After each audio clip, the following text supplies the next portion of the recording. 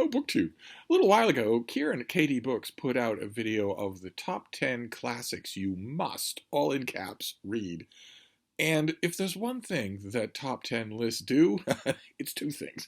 One is that they start arguments, and two is that they create an almost irresistible urge to make a counter list of your own. And since Kieran admits about that first video that the books on his list are a weird combination of his estimate of the length of influence that the books he mentions have had, and also kind of mixed in there his favorites. Right? He stresses at the beginning of the video that if he hasn't read a book, he's not putting it on the list, even if studying and reading about other books lets him know that it is influential. It still has to be, there has to be an element of personal interaction. There has to be an element of, I really liked it, in addition. And I made a response video. I'll leave a link to both of them down below. It was a lot of fun. And he wasn't done. KDBooks was not done with that first troublemaking list. He wants to do 3 lists. One that is the classics, which is, I guess, vaguely considered everything up from the beginning of literacy in the human race to roughly the year of my birth. And then the middle list of his will be modern classics, the top 10 modern classics you must, all in caps, read, which, according to him, is from the turn of the 20th century to the last hour of the last day of 1999. And he has now made that video, which, again, I will link down below.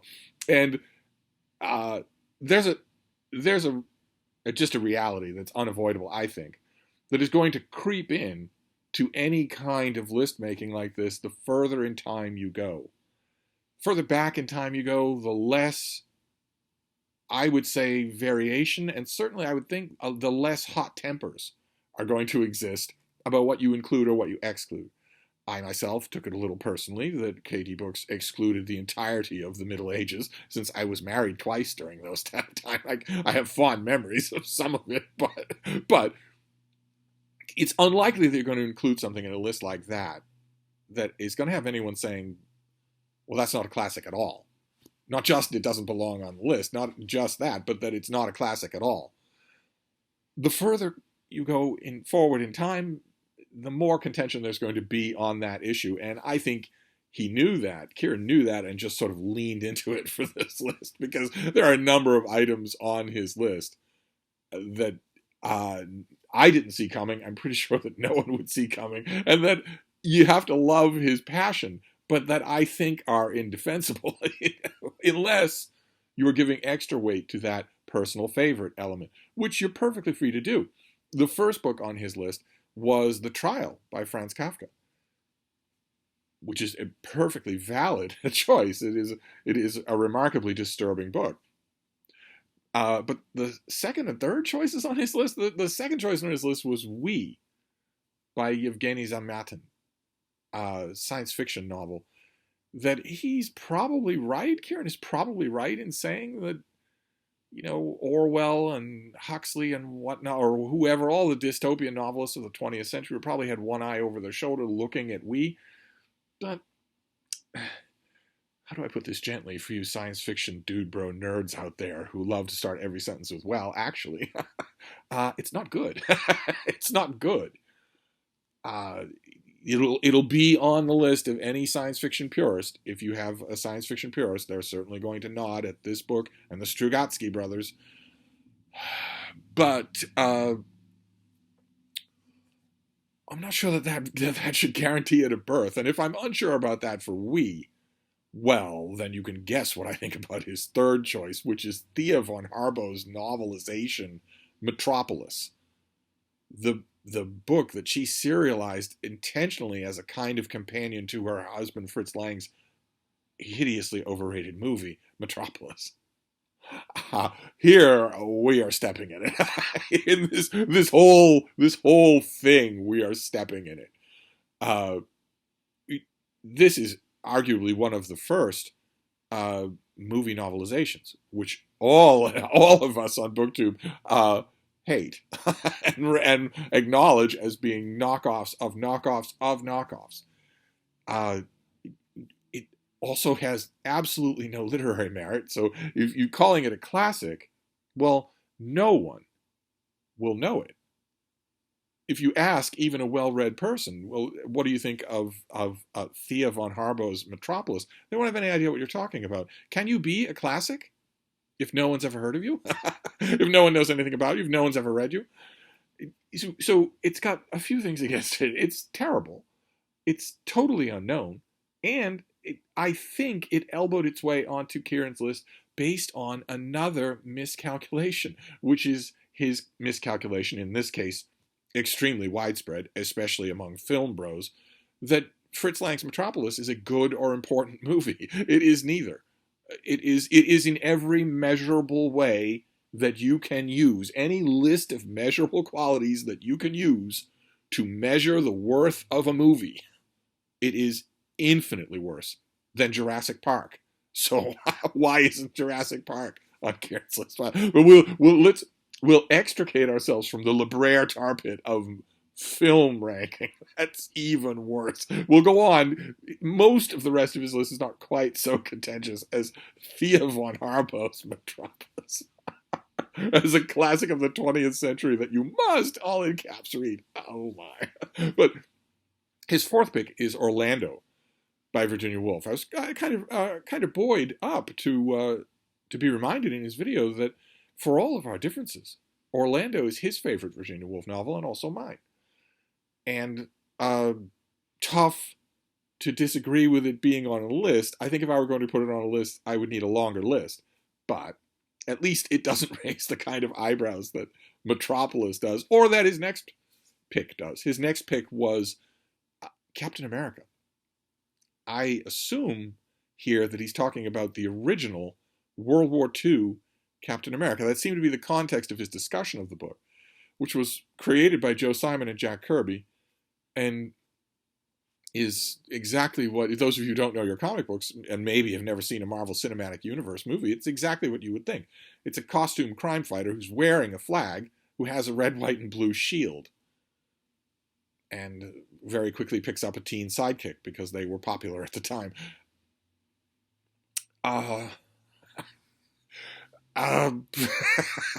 This one is a lot like Metropolis. I mean, granted, Captain America, not the Joe Simon and Jack Kirby run, but Captain America, the character, was recently enshrined in the Penguin Classic lineup, which is something. It is something. Given some of the things that have been enshrined in the Penguin Classic lineup in the last, say, 4 or 5 years, it isn't quite as much of something as it once was. These are not literary masterpieces at all. And why Kieran would center on Captain America, I don't know, even if you were broadening your list to include the influence on comic book literature. He mentions that without Marvel Comics, graphic novels like Mouse or Persepolis wouldn't exist. I would need that demonstrated to me. But his next choice, in fact, his next two are genre-specific, just like comic books. In fact, as he mentions, there's a lot of science fiction on his list. His next choice is Lord of the Rings. From the 1950s, J.R.R. Tolkien, which gave birth to the modern idea of the epic fantasy genre, and is tremendous. It is tremendously good. So not much to argue with there. And you would think, well, if he's going to talk about the absolute great hallmark work of epic fantasy, then surely he will talk about the absolute great hallmark work of science fiction, which is... Oh, no. He says that it's Foundation by Isaac Asimov. I think it's heartwarming in a way that Asimov can make his way onto one of these lists. Lord knows, in his heart of hearts, he wanted to be on one of these lists somehow, some way. His only problem, as he learned after 500 books, was that you can't write better books than you have in you. You can write worse books than you have in you. He knew that backwards and forwards. He paid for a couple of houses by knowing that. But you can't write a better book than you have in you, and he knew that. He was, in the end, above all things, honest with himself. And as a result, he does not belong on this list. Not even for his huge autobiographies, which I would say probably have a closer shot than anything else. And, well, the sailing is still rocky for me and KDBooks. That is kind of the feature of our booktube relationship. His next choice is In Cold Blood by Truman Capote. And people always look at this book and talk about how it's a seminal admixture of fiction and nonfiction, a shiver through the American publishing scene or whatnot, as I heard once decades before Kieran was born. But again, as with Metropolis or We, I would point out that when you actually sit down and read the book, you're not exactly in the presence of a classic that you must, all in caps, read. Once again, if we're talking about the weird blurring of, in this case, true crime and the artifices of fiction to come up with a book, once again, I would argue, like with Metropolis, I would argue that if we're talking about that and we want to nod towards something that does that as a book that you must, all in caps, read, I would suggest the Amityville Horror before I would suggest In Cold Blood. But we'll move on to the next choice, which often makes its way to lists like this, except for the pronouncement that Kieran makes about it, which I'm going to quote to you verbatim because I was stunned, just stunned. The book is Midnight's Children by Salman Rushdie. And it makes its way into lists like this, justifiably so. I think that it's one of Rushdie's most controlled books until the last, say, 15 years. I think there's a middle period there where success very much went to his head, and he could not be controlled or edited. Midnight's Children is very much the product of careful and painstaking edits, and is a very relatively buttoned-down, controlled novel on a very serious subject. So, again, I would want my list to be longer before it ended up on my list of books, 20th century books that you must read. But I'll take it on a longer list than that. But I certainly won't take it with the comment that Kieran makes about it, which is that it is, quote, the greatest 20th century novel ever written.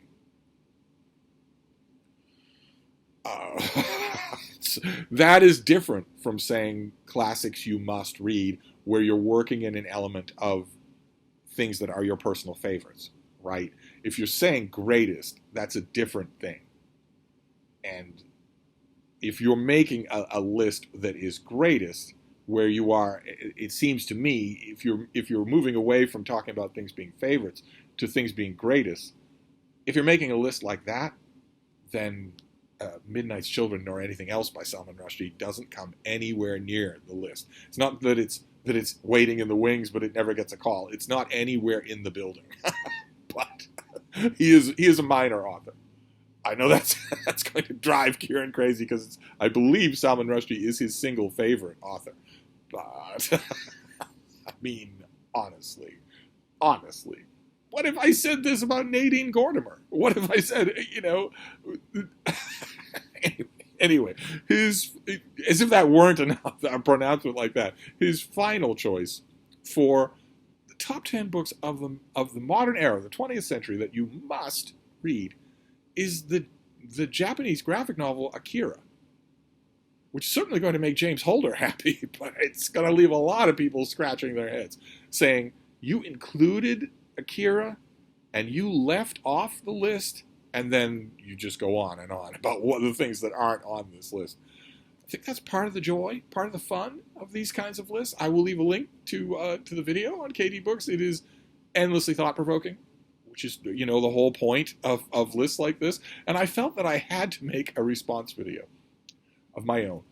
And I followed Kieran's list in that I am sort of working in an element of favorites as well as an element of influence or importance. In my case, it isn't really necessary for me to make the disclaimer that I'm not including books that I haven't read. When it comes to classics, you can assume that I've read it. I would really, in fact, appreciate it if you would assume that I've read it. But I made a list of my own that has some quirks in it. I'm going to start with a KDBooks style quirk because I kept going back to his choice of Captain America. He's he mentions that Marvel Comics is one of the most powerful companies ever to exist. And certainly in the realm of entertainment and publishing and whatnot, that might be true. But if you're going to cite Captain America as the thing, the sort of patient zero that gets you all of that influence, then my first choice has to be Action Comics #1, which introduced the idea of the superhero and also the greatest superhero of them all. Simple, get it in one line, primary colors, working in tons and tons of over-the-top imagination. Doesn't seem over-the-top to us now, but this cover alone would have arrested passing children. A man lifting a car over his head. So I'm going to include Action Comics #1 as my first one. There aren't many quirky choices on my list. For instance, my second choice is the greatest 20th century novel ever written. It is the #1. That is Magic Mountain by Thomas Mountain. This is an English language translation. I don't know who. This is John E. Woods, but I just pulled the cover off.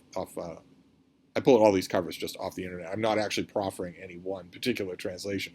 But, I mean, this doesn't make Katie's list and KDBooks' list, and it would make and top most other lists. Certainly, it is #1 on my own list.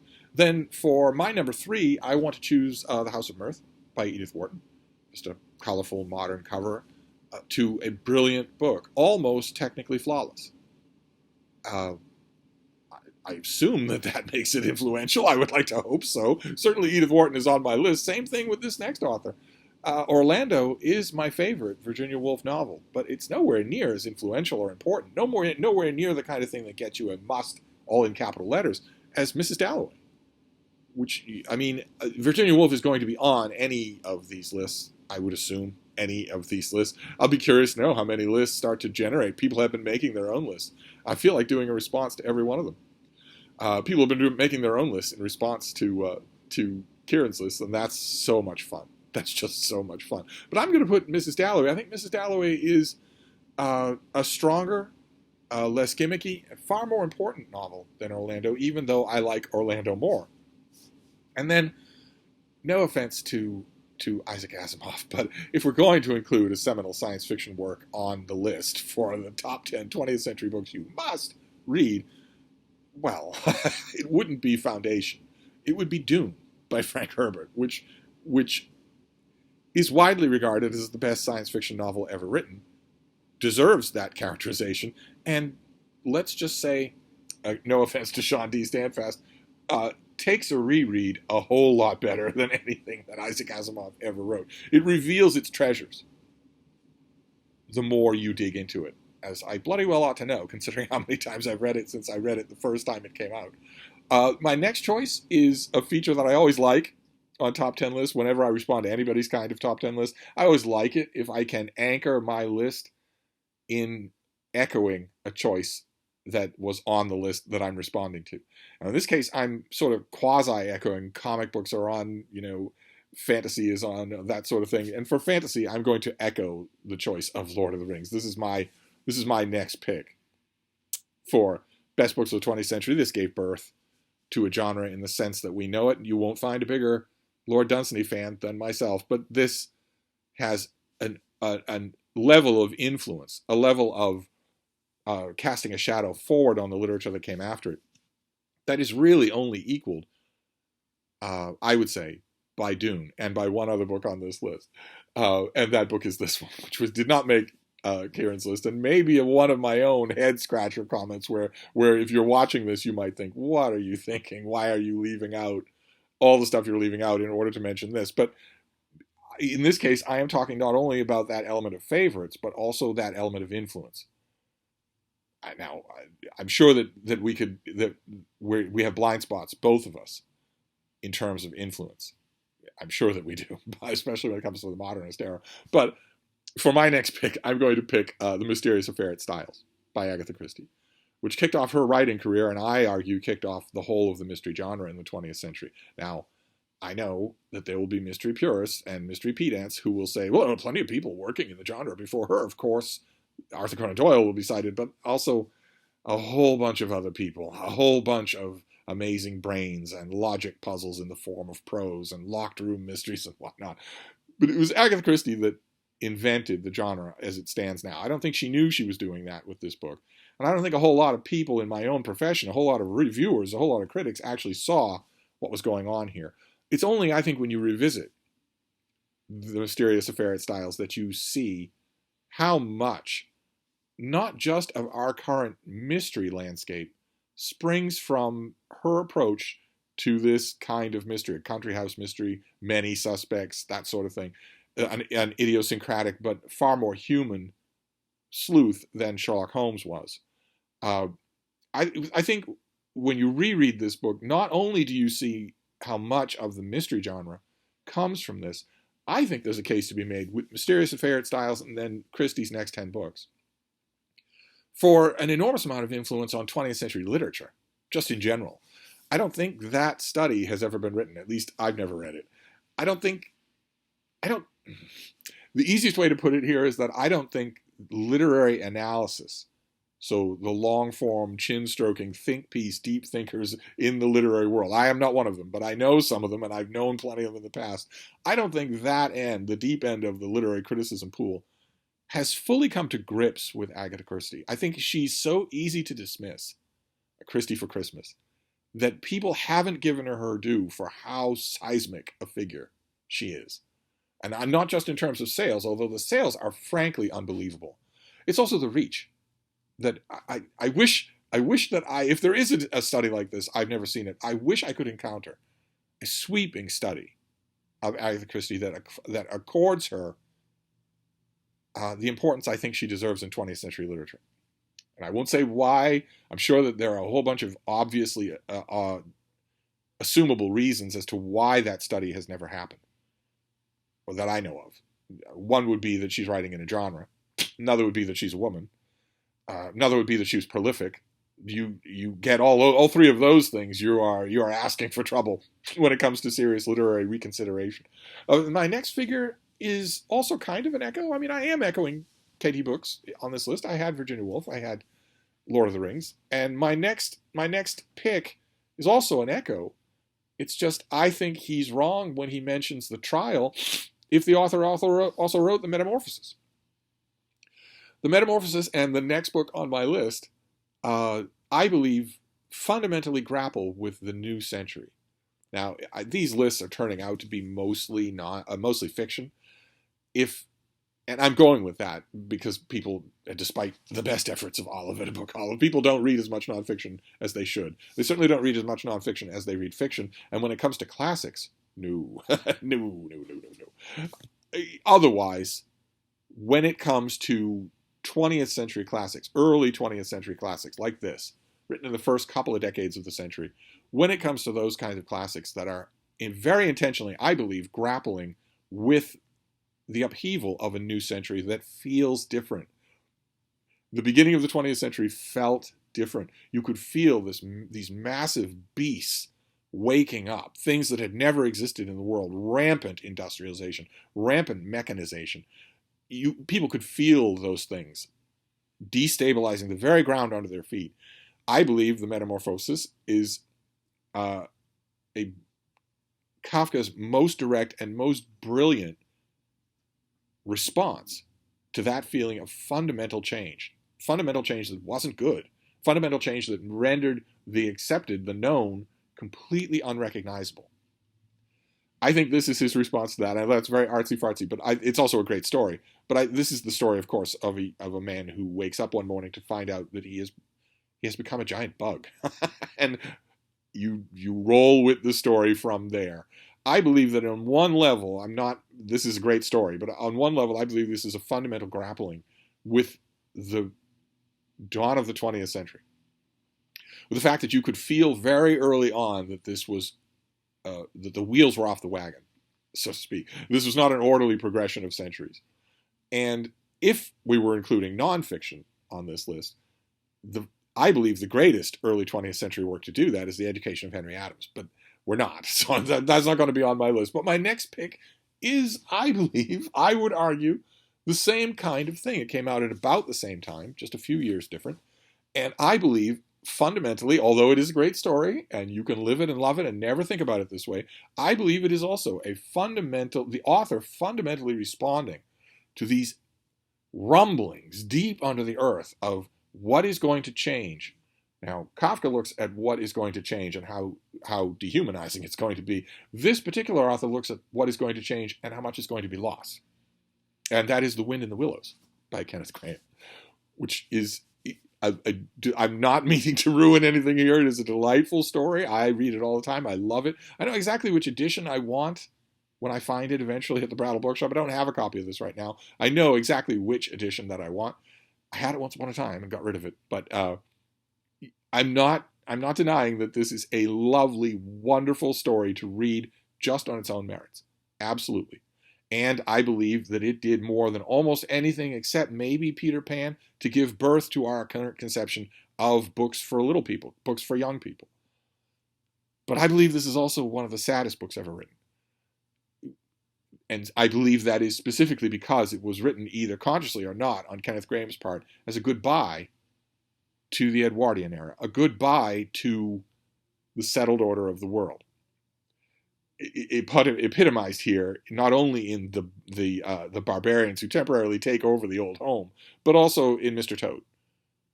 The very simple observation about Mr. Toad is that he is a character who is fascinated by the changes that I'm talking, the kind of changes that I'm talking about.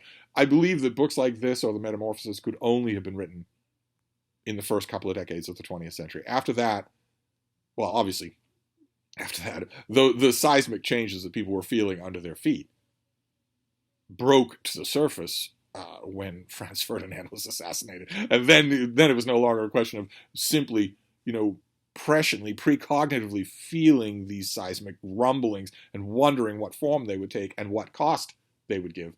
Then it became known after that. But those are the two that are on my list that sort of do that. And then we'll finish up my list. I'm not sure that this list is making any sense. I'm not also sure how well lighted it is. I'm once again in complete darkness all day here, just complete. The sun is scheduled to return tomorrow. But my next one, it felt kind of wrong. When you're making a list, it always feels wrong to leave the Russians out. So I'm going to include Boris Pasternak's Dr. Zhivago to end my list of top modern 20th century books you must, in capital letters, read. This is, in many ways, the 20th century's quintessential version of a great Russian classic. I would argue that we sort of lost figures like Tolstoy or Dostoevsky. We sort of lost the great Russians who could write great masterpieces in two different registers, like they did.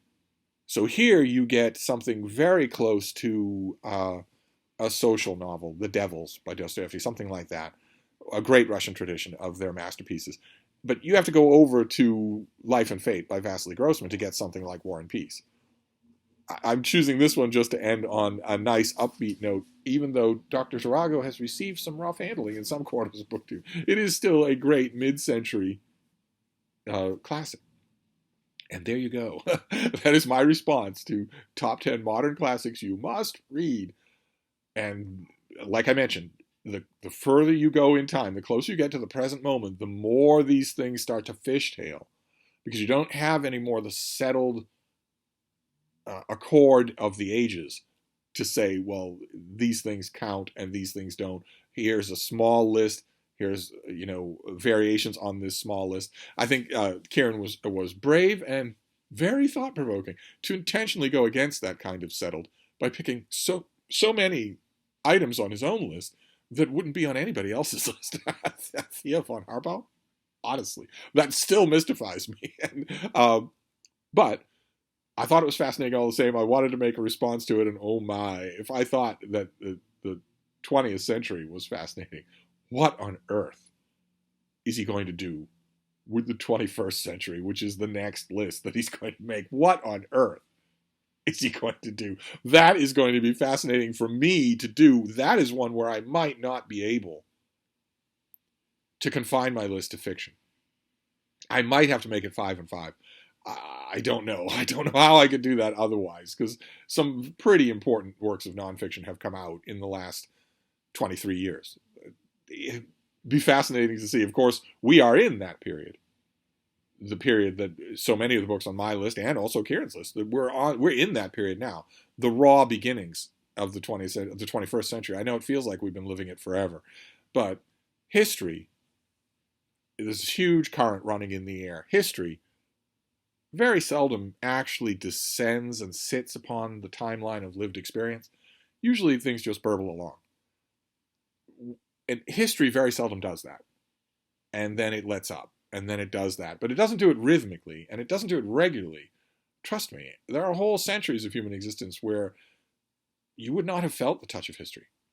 Most places in the world would not have felt the touch of history.